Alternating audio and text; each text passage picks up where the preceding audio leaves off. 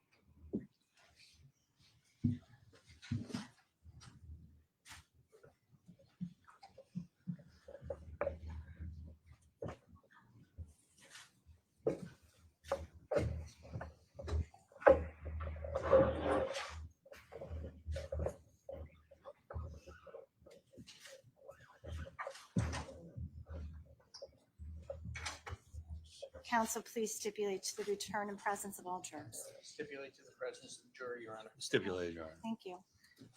Good afternoon, ladies and gentlemen of the jury. At this point in time, I would ask that you please pay your attention to Madam Clerk. Madam Clerk. Ladies and gentlemen of the jury, as your name is called, please answer here.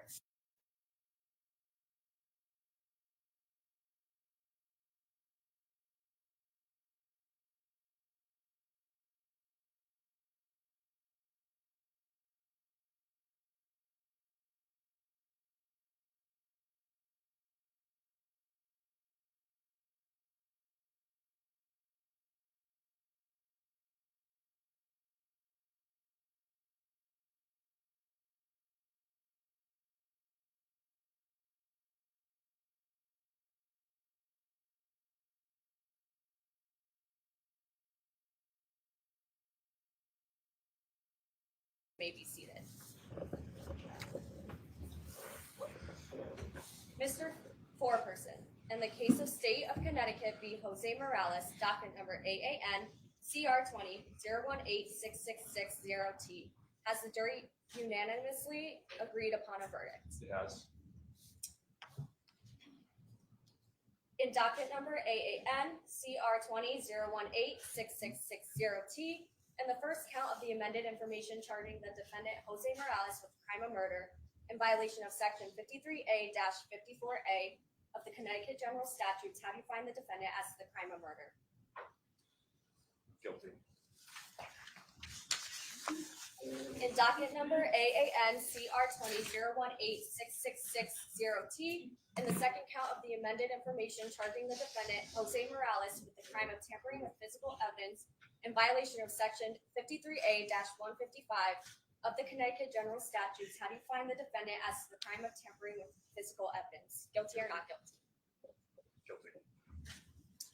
Your Honor, may the verdict be accepted and recorded. Court will order the verdict accepted and recorded. Madam Clerk. Will all members of the jury please rise with the foreperson and listen to your verdict as it is accepted and recorded? As to the first count of the amended information charging the defendant Jose Morales with the crime of murder in violation of section 53A-54A of the Connecticut General Statutes, you say the defendant is guilty of murder. Yes.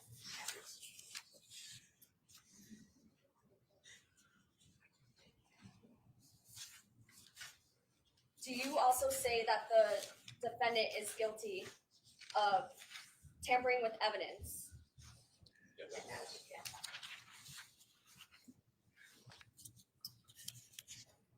Mr. Foreperson, so you say you all, ladies and gentlemen of the jury, you may be seated.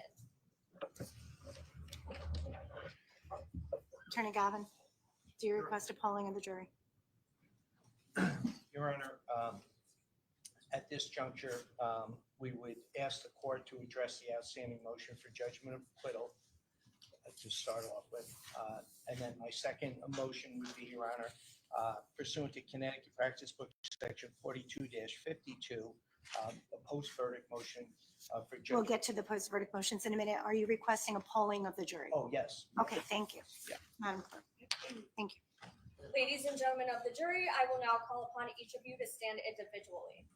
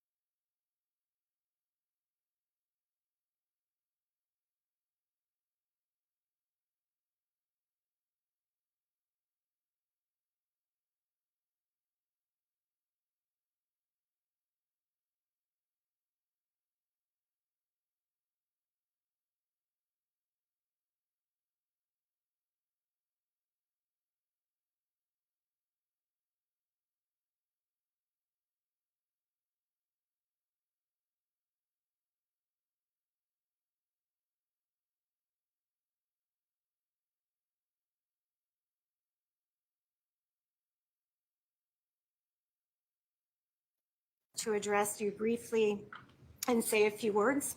The verdict has now been accepted and it is time to discharge you from your oath. The oath obligated you to keep silent about your role as jurors during this trial. You have now concluded your jury service and are now released from your oath. It is, of course, up to you to decide whether or not you want to talk about your role as jurors in this particular case to anyone. You may, but of course, you're certainly not obligated to do so. I would like to take this time also to recognize you and thank you for your time commitment and your service in this particular case. Serving on a jury in trials, especially like this one, which is fairly lengthy, do take you away from your personal daily affairs. And we do appreciate you being with us, and we appreciate the time and attention that you gave to this case. Now, inevitably, a decision by a jury will gratify one party or some parties and disappoint others. It's a very difficult job that you have. You've been asked to do it, you've done it, and we all appreciate that. Making decisions, as you have just done on this trial, are not easy things to do. So these are, however, decisions that are extremely important to our society, to decedents, the decedents' victims, of course, in general, and also to individual defendants. So we're all very grateful for you in performing this most difficult task. I know that I speak on behalf of all of us for thanking you for your time that you've given us here today. So you are hereby formally discharged. We do have some paperwork for you to receive on behalf of your jury service here. So if you wouldn't mind just waiting in the jury assembly room, the clerk and I will come into the jury assembly room and get that paperwork to you as soon as I make some more comments on the record. So, and that includes our alternate juror, and I do appreciate the alternate juror being here with us. And I know, again, I want to address you. It's often frustrating, but we do appreciate you as well. And you serve a very important function relative to this entirety of trial. So thank you for that service. I would ask you to please also find your way to the jury assembly room with the jury now, and I will be in momentarily. So I'll please direct members of the jury to be excused from the courtroom, Madam Marshal, and bring them to the jury assembly room.